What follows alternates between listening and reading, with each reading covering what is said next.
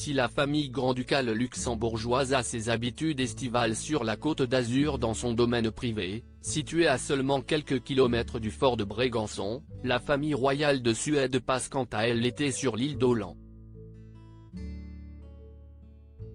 Surnommée l'île du Soleil et des Vents et située dans la mer Baltique, l'île est inscrite au patrimoine mondial de l'UNESCO et compte comme l'une des 25 provinces historiques suédoises, mais elle abrite aussi et surtout la Villa Soliden qui est justement la résidence d'été de la maison de Bernadotte. Le roi Carl XVI Gustave de Suède, la reine Silvia, leurs 3 enfants et les époux de ces derniers ont l'habitude de s'y rendre dès le début du mois de juillet.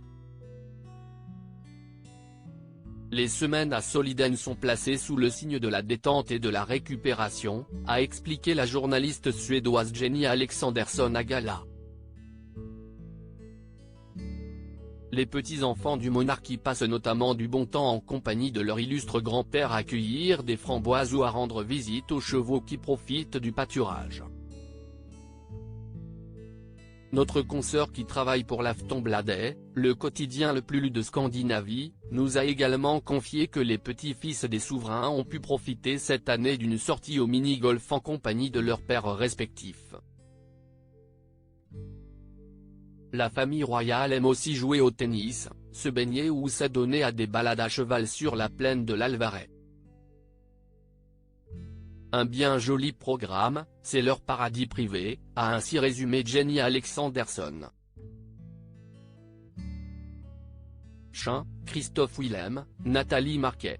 Les vacances des stars. La princesse Victoria à l'honneur. Le point d'orgue de ces vacances demeure néanmoins l'anniversaire de la princesse héritière Victoria, qui tient tout particulièrement à ses vacances en famille. Entourée de ses proches, l'héritière du royaume de Suède célèbre, chaque 14 juillet, son anniversaire, qui donne lieu à d'importantes célébrations populaires. L'anniversaire de Victoria est considéré comme la fête nationale d'Åland, a souligné notre consoeur.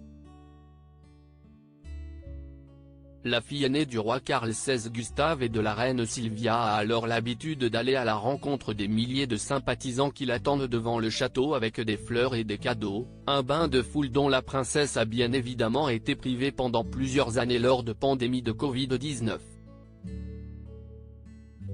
Les célébrations se poursuivent ensuite sur le site des ruines du château de Borgholm avec un concert retransmis à la télévision.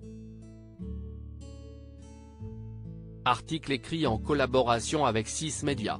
Crédit photo, Backgrid USA.